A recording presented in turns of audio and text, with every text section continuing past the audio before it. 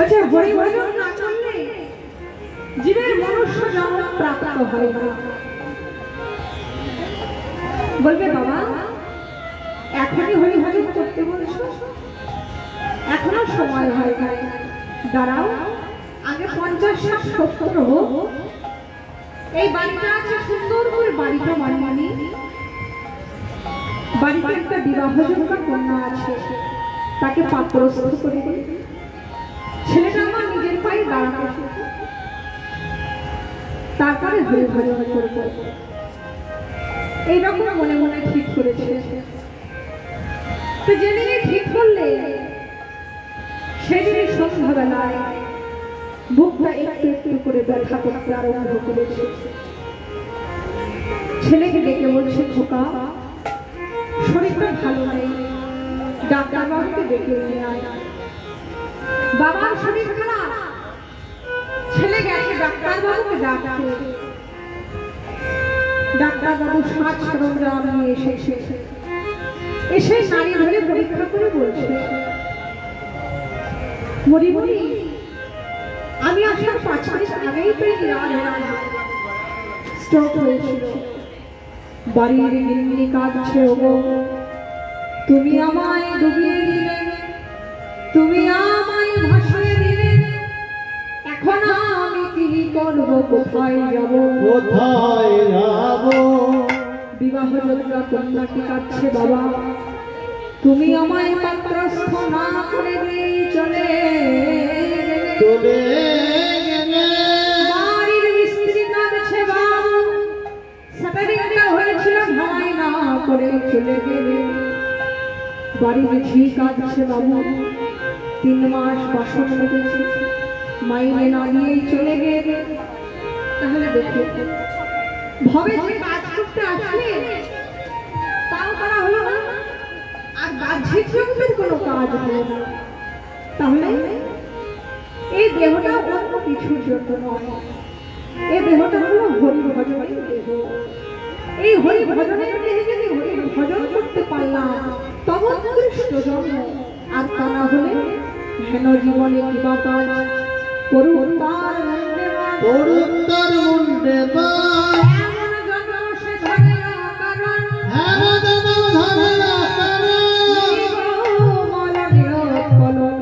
মিলনে যার পরিমল যে হরে গর্ভ, হেন কৃষ্ণ অঙ্গ বন্ধ যার নাই সে সম্বন্ধ,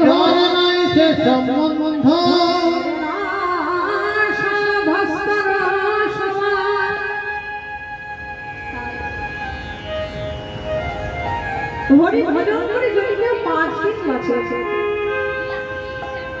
হরি ভজন করে যদি জীবনে কেউ 5 দিন বাঁচে সেটাই সর্বোত্তম।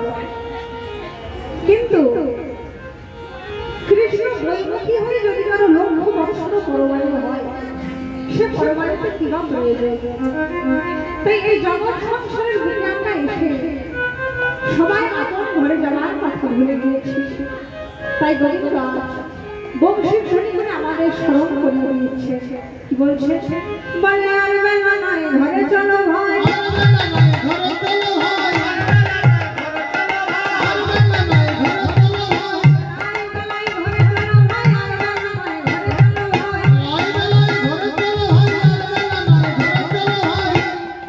বাহ্যিক জগতের কথা, বেলা নাই ঘরে চলো ভাই। কিন্তু বৈষ্ণব সিদ্ধান্ত কি বলছে, আমাদের জীবন রবি ডুবো ডুবো, জীবন রবি ডুবো ডুবো, জীবন রবি ডুবো ডুবো, ডুবো ডুবো, মদের বিশ্বাস বিশ্বাস না, জীবন রবি ডুবো ডুবো,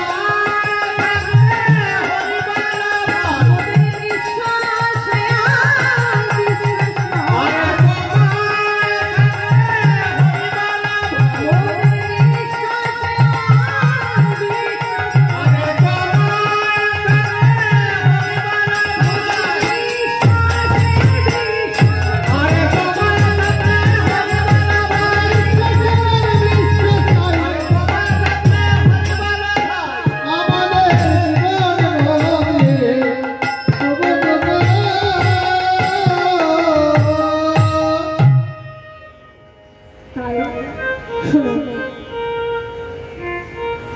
হরি ভজন করার উপযুক্ত সময় হচ্ছে যৌবন। হরি ভজন করার উপযুক্ত সময় 50-60। হরি ভজন করার উপযুক্ত সময় হচ্ছে যৌবন। আর সেই যৌবন মানুষের জীবনে একবারই আসে। সেই যৌবন যদি একবার চলে যায়, মাথা খুলে দিলে আর ফিরে পাওয়া যাবে না। তাই গোবিন্দ আমাদের বংশী ধ্বনি করে সবাইকে স্মরণ করিয়ে দিচ্ছে। আর কে কিভাবে বাসি সুন্দর সখাগণ শুনে বাসি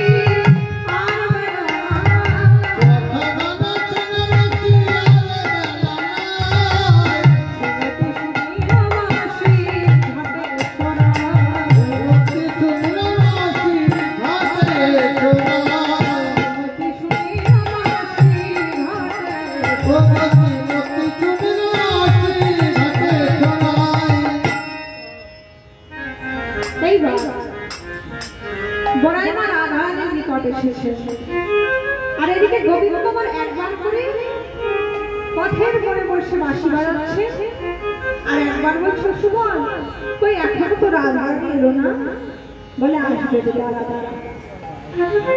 যোগমায়া রাধা দেবী বলে এসেছে। যোগমায়া মানে মায়া, মায়াকে অতিক্রম করে যেতে পারবে মহামায়া, মহামায়াকে অতিক্রম করতে পারবে যোগমায়া হাত ছানি দিয়ে ডাকে আই যোগে যোগ লাগিয়ে দিচ্ছি। যে যোগমায়ার কৃপা ছাড়া গোবিন্দ লীলা স্মরণ করা যায় না। তো সেই যোগমায়া আজ রাধার নিকট এসেছে।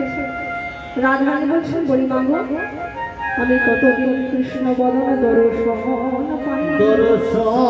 করি নাই, তাই তুমি একবার কৃপা করে ওই কৃষ্ণ বদন দর্শন করে আনো বড়াই, দর্শন করে আনো বড়াই।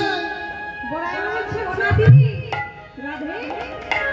কৃষ্ণ বদন দর্শন করতে গেলে তোকে এক কাজ করতে হবে। কি কাজ?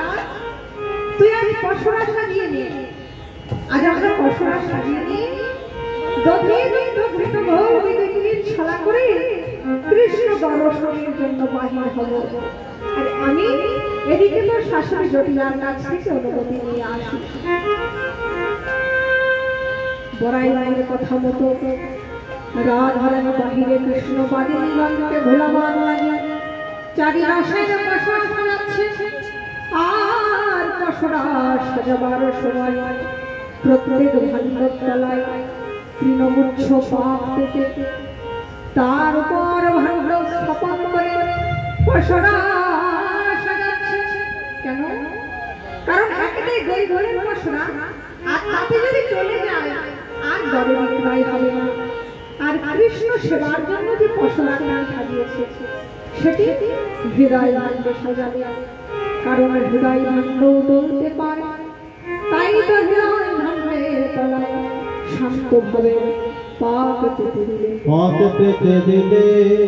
শান্তভাবে পাক পেতে দিয়ে দেখাচ্ছে শান্ত হলো প্রথম সিঁড়ি, শান্ত হলো প্রথম সিঁড়ি, শান্ত হলো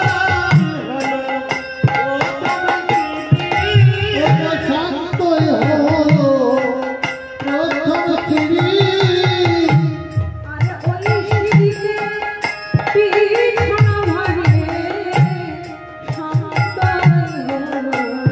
প্রথম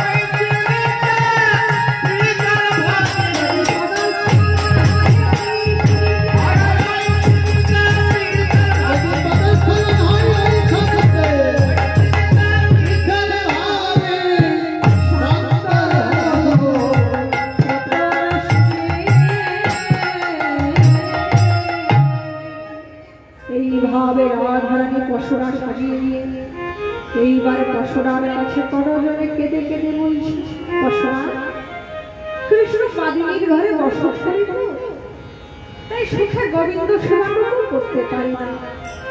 আজকে আবার সুযোগ পেয়েছি, তা আবার ছলনা করে দধিযুদ্ধ ঘৃত ঘর বিকিনীর ছলনা করে কৃষ্ণ দর্শনের জন্য বাজার হবে। তো পশরা তোমার কাছে আমার করজনে এই নিবেদন, তুমি অত্যন্ত দয়া করে আমার গোবিন্দ বদনের সেবা সুখ উৎপাদন করো। পশরা তুমি যেন কৃষ্ণ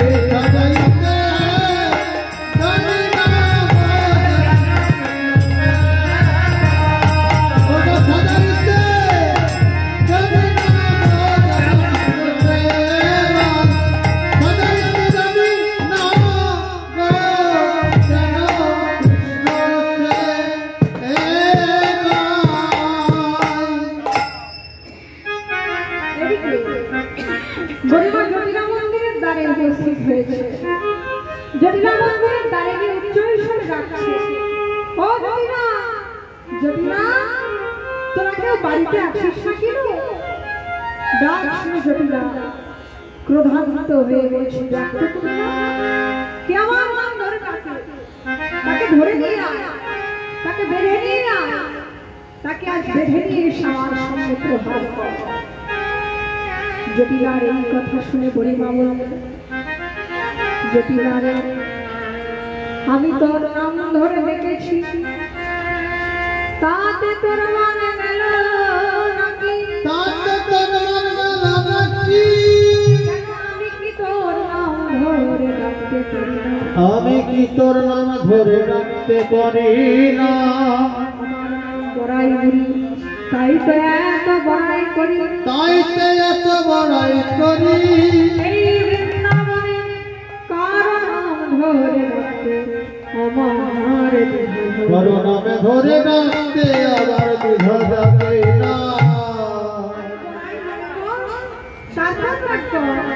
বড় যুদ্ধ আয় বড়াই মানে মায়ের বড় বড় সম্পর্কে হলে তাকে বড়াই করে, আর পরমায়ু যাহার বড় সেও বড়াই হতে পারে। আমার কত আয়ু জানিস? যেদিন বৃন্দাবনে কেউ ছিল না তখন ছিলাম আমি। আমার এখনো শরীরে মনে প্রাণে যে শক্তি অনুভব করি, তাতে আমার কি মনে হয় জানিস? তাতে আমার এই মনে হয় তোরা সবাই ভালো জানি আমি একাই বেঁচে থাকবো। বুড়িমায়ের এই কথা শুনে লাগা জটিলা হলো,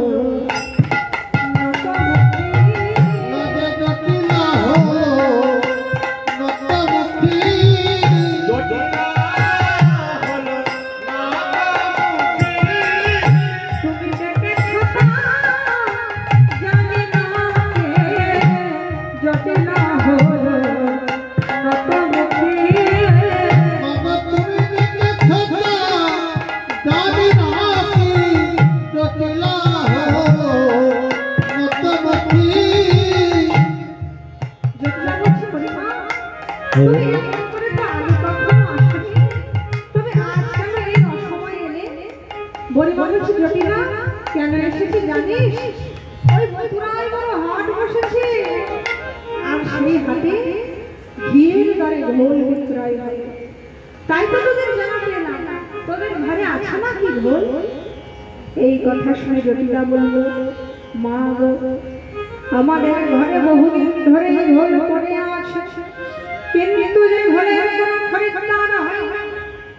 তাই তুমি এক কাজ করো, তুমি আজ কুটিলাকে সঙ্গে নিয়ে গিয়ে আমার ঘরে যত ঘোল আছে সব দিয়ে দরে বিক্রয় করে দিয়েছে। গরিব মনে মনে ভাবলেন সর্বনাশ, কুটিলাকে তো কৃষ্ণ দর্শন হবে না। তাই জটিলাকে ভোলাবার জন্য বলছে, শোন কুটিলা, শোন জটিলা, কুটিলাকে কেমন করে হবে? ওর যে তিনটি দোষ আছে, বলবো কি দোষ? বলছে বলো।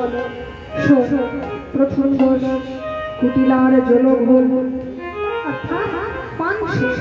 দ্বিতীয় দোষ কুটিলার মনে অভিসুখ অর্থাৎ সবসময় কুটকুট করে। আর তৃতীয় দোষ শুনিলেও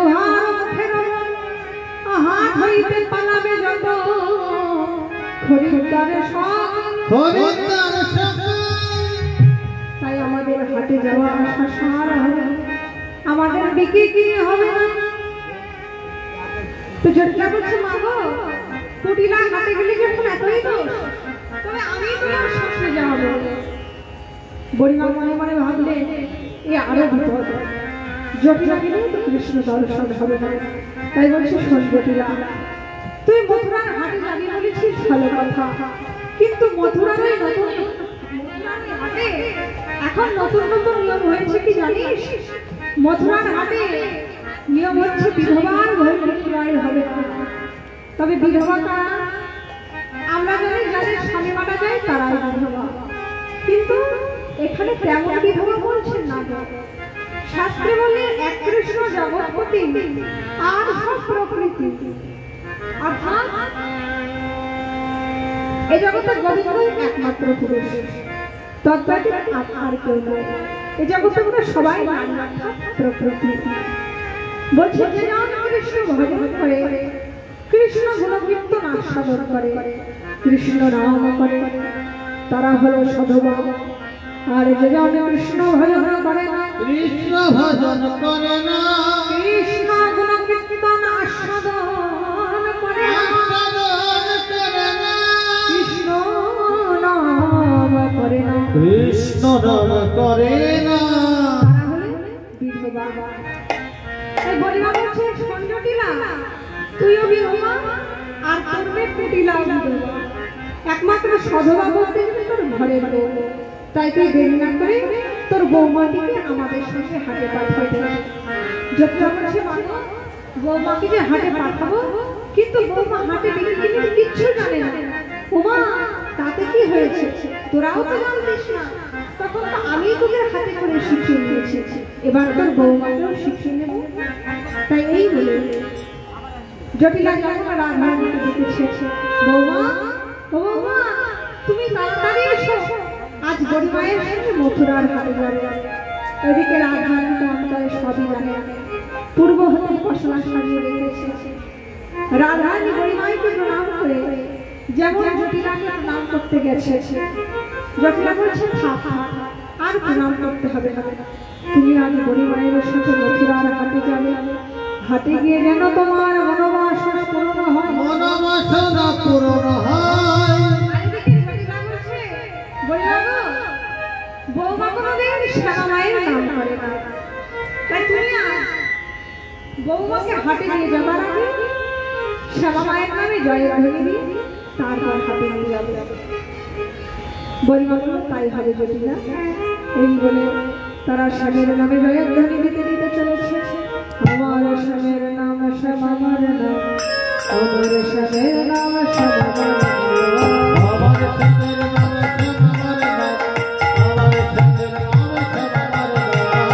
আমার শ্যামের নাম শ্যামার নাম, আমার শ্যামের নাম শ্যামার নাম, আমার শ্যামের নাম শ্যামার নাম, আমার শ্যামের নাম শ্যামার নাম, আমার শ্যামের নাম শ্যামার নাম, আমার শ্যামের নাম শ্যামার নাম, আমার শ্যামের নাম শ্যামার নাম, আমার শ্যামের নাম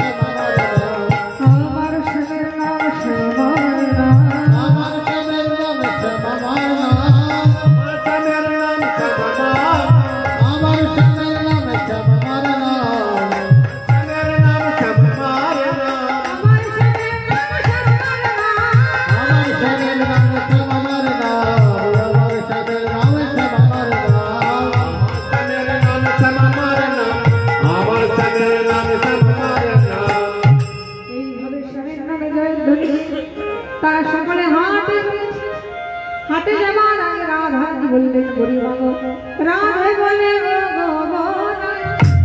দাঁড়াও রাধার পথে ওরে রাধে বলে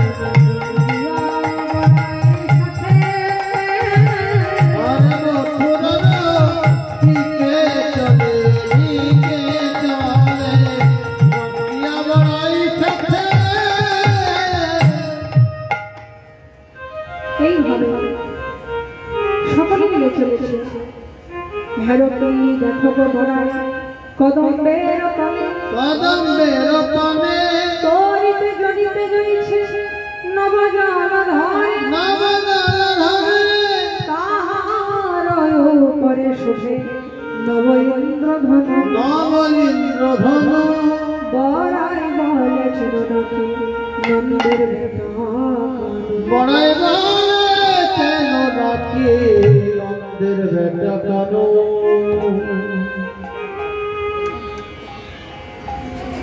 de de de de de na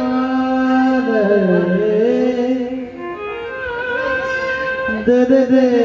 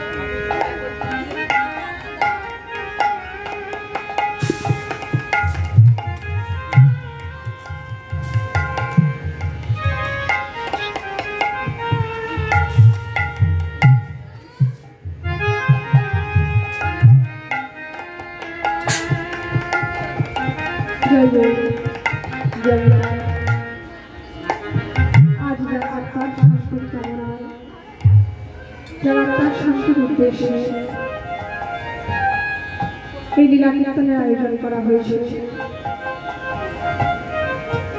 সকল গৌরবরা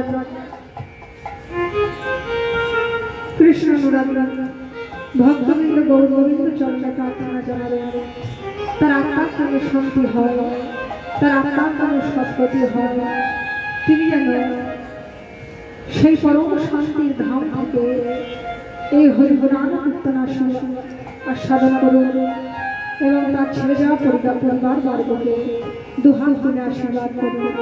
জয় জয় জয় জয় জয় গৌর সনাতনে হরি হরি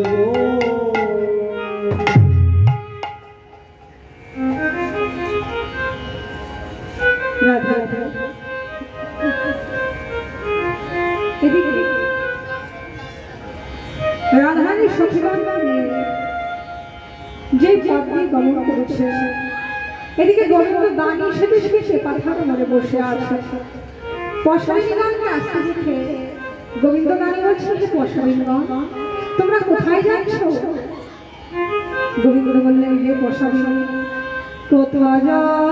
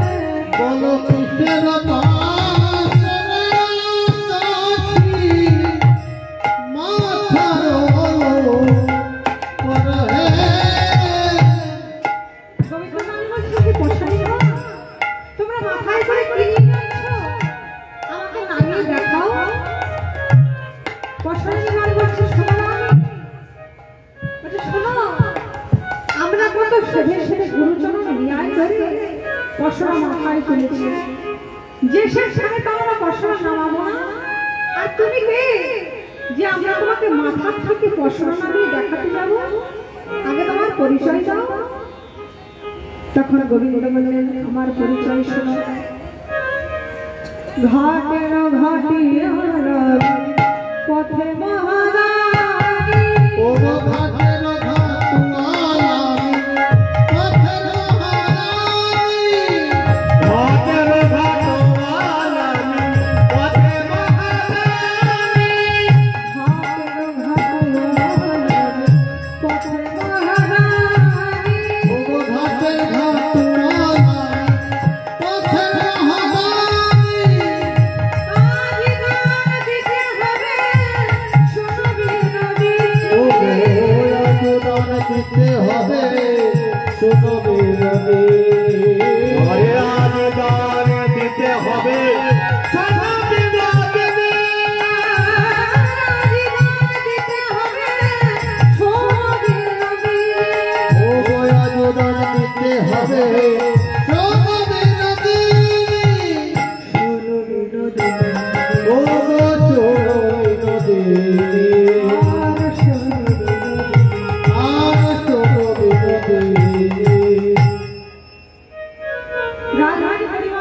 গরিমা এই পথে কত এলাম কত এলাম, কিন্তু এই পথে দানি আছে তা তো আমরা কোনোদিন জানতাম না।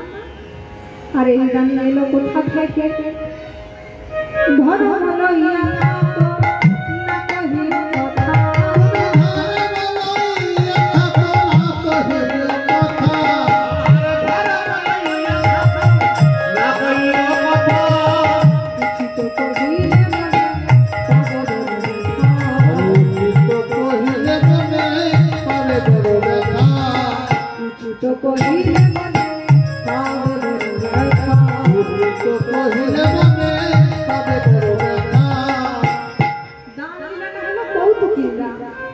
অর্থাৎ অন্তরে প্রাপ্তির আশা কিন্তু বাহিরে বিশ্বাস আছে। শোনো, তুমি কি সত্যি এই পথের দানি? গৌর বলেন হ্যাঁ, আমি এই পথের দানি। ললিতা বলেন দেখো, তুমি যে এই পথের দানি, আমরা তোমার মুখের কথায় বিশ্বাস করবো না, আমাদের প্রমাণপত্র দেখাতে হবে। কে তোমায় করেছে দানি ফেলো দেখি পাতা, বলো কে তোমায় করেছে দানি ফেলো দেখি পাতা,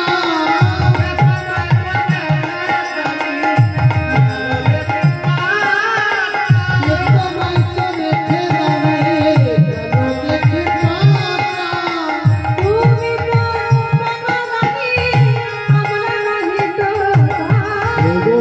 তো দানি আমরা নাহি তো ওগো তুমি তো দানি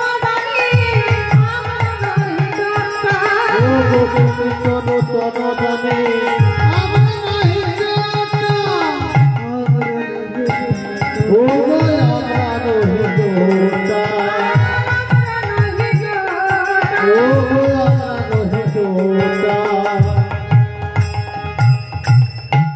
পাতা দেখাও পাতা দেখাও,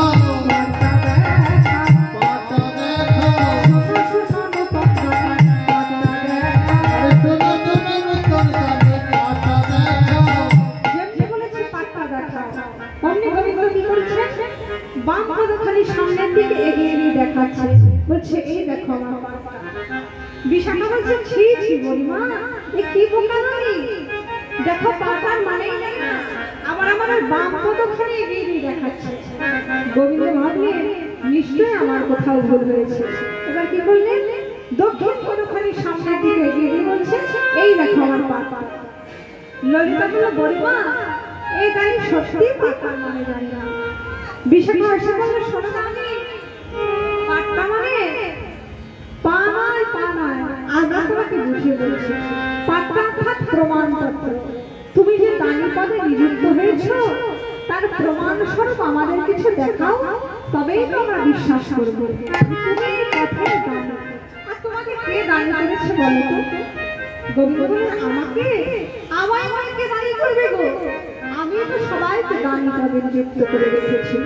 সূত্রবান গগনে দানি, সূত্রবান গগনে দানি, পাতালে বাবা সুখী, পাতালে বাবা সুখী, সর্বদিকে দিকপালন, এই বৃন্দাবনের ব্রজরমণীগণ আমাকে ছাড়া কাউকে তাই তো বৃন্দাবনে আমি স্বয়ং, তাই তো বৃন্দাবনে আমি স্বয়ং দানি।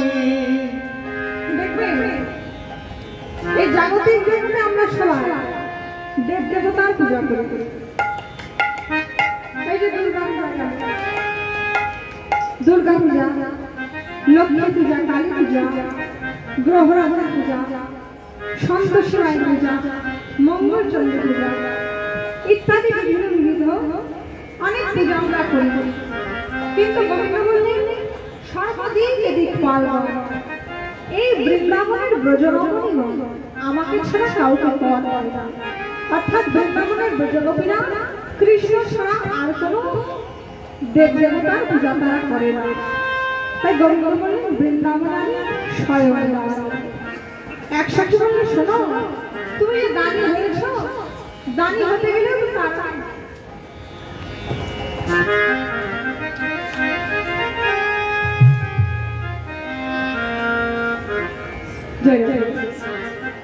সত্যি বলি শোনো, দানি হতে গেলে তো তার আগে গুণ থাকতে হয়।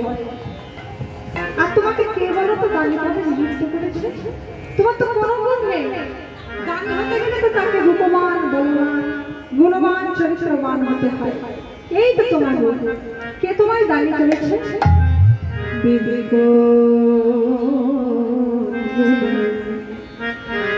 দানি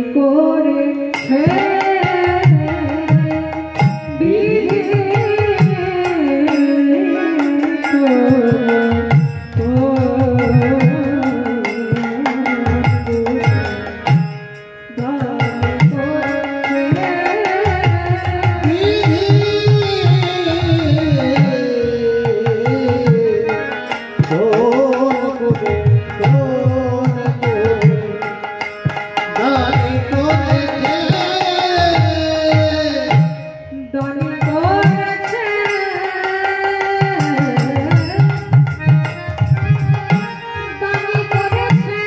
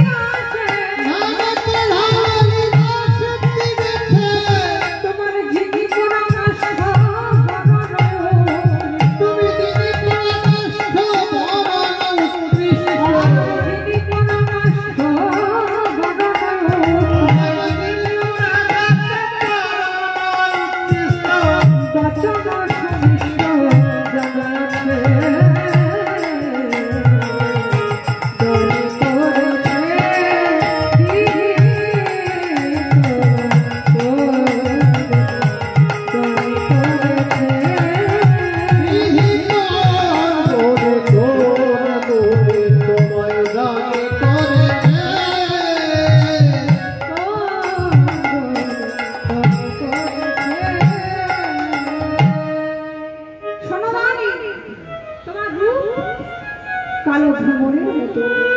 আর গু তুমি দড়ি চুরি করে খাও। ওই যে 5 বছর বয়স থেকে তোমার স্বভাব চুরি করা, পুতনার প্রাণ চুরি করে রেখে দিয়েছে। তোমার রূপ কালো ভ্রমণের মতো, বড় বড় পোড়া কাঠের মতো কানা। তবে হ্যাঁ, তোমার মুখের কথাগুলো খুব মিষ্টি।